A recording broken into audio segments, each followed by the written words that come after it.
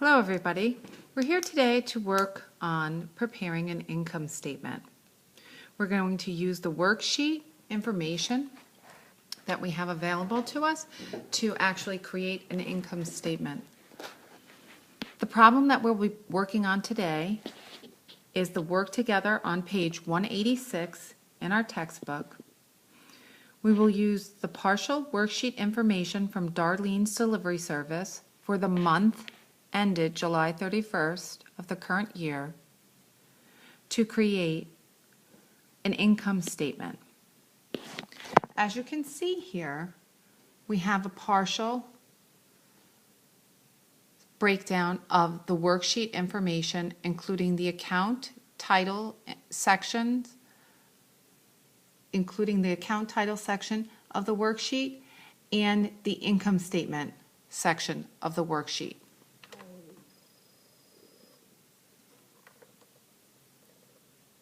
We'll use this information to then create an income statement. This is our income statement form or worksheet right here, our income statement format right here. So, to start with, we'll start with putting a heading on our worksheet. And our heading will include, first, the name of the business, Darlene's Delivery Service.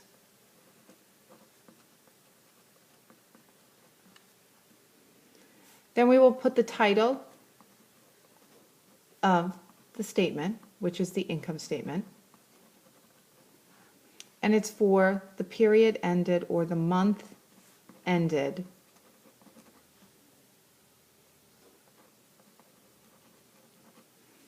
July 31st, 2015. Then the first part of our income statement will be to have a title for the revenues section. Now, if you'll remember, we discussed that this particular column is going to include the details and this is going to include the totals. So I'm just going to put that on here to highlight that for you in pencil. You wouldn't actually write this, but just to help remind you that that's there. Okay, and then we're going to include our first category from the worksheet, which is our sales. We'll slightly indent that, and then we'll put, if we notice on our worksheet, we only have one category of sales. So we'll just put the sales over here in the totals column, and it's $5,511.00. We don't need a total because there's only one category. Then we'll begin our expense section of the income statement. So we'll put a little subtitle for the expenses, and then we'll look again on our worksheet and we'll see all the different items or the different types of expenses, and we'll put those down here. So we'll have and we indent that slightly. Advertising expense,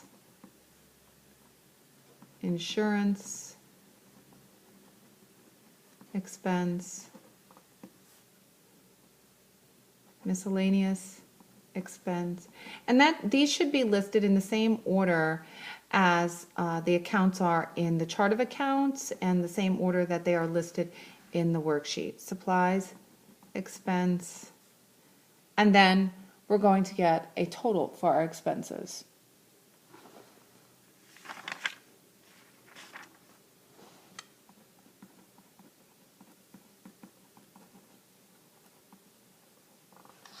Okay, so if we put in the dollar amounts, we're going to put those in the details column.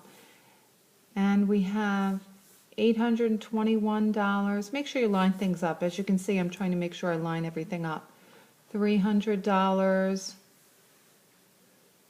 $347, $713. And if you're wondering again, where am I getting this information from? I'm getting it all from up here in my worksheet. Okay, and then when I total this up, this should total up to the same amount as in my worksheet. So if I took my calculator and I added this all up, it should come up to the same total of my total expenses in my worksheet. So it should total 2,100.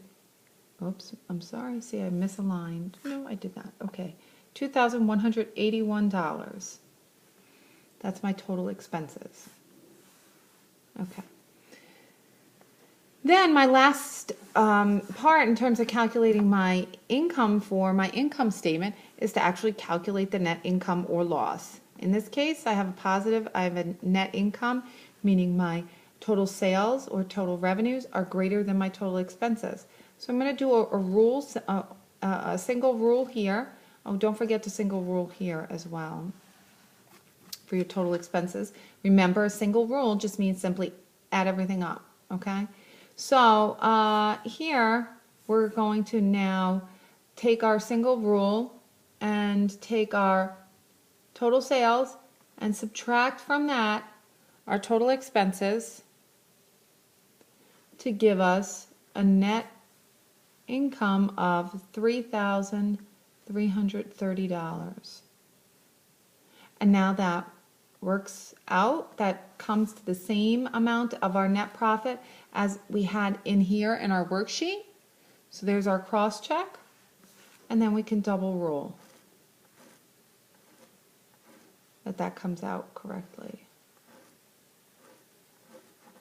Okay.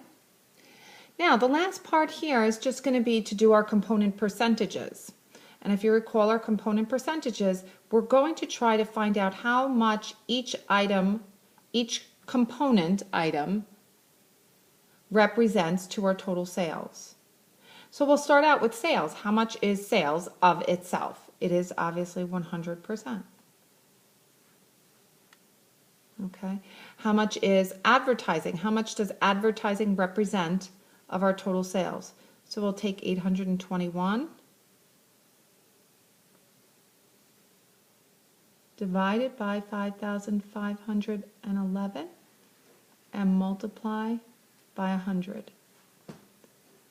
And that will give us a percentage of 14.9. And if you recall, we said we're going to round to the nearest tenth. Same with our insurance expense. We're going to take 300 divided by the 5,511, multiply by 100, and we'll get 5.4. Same thing with the miscellaneous expense, 347 divided by 5,511 times 100, and we get 6.3. Then we take our last expense, 713 for supplies, divided by 5,511, multiply by 100, and we'll get 12.9. So we can kind of quickly look here and see that our two most significant expenses are our advertising and our supplies expense. That quickly tells us our primary expense categories. And then we can do the same thing with our total expenses to see what do they represent of our total sales.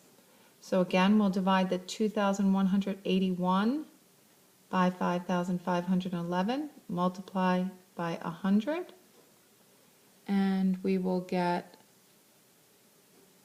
39.5%. And we can do the same thing with our net income. Net income, 3,330 divided by 5,511, multiply by 100, and we get 60.5. And our cross check here should be that our 100 minus our 100% minus our total expenses should equal our net income. And it does, so we're good. And that is completing an income statement using the information from our worksheet. Okay, thank you.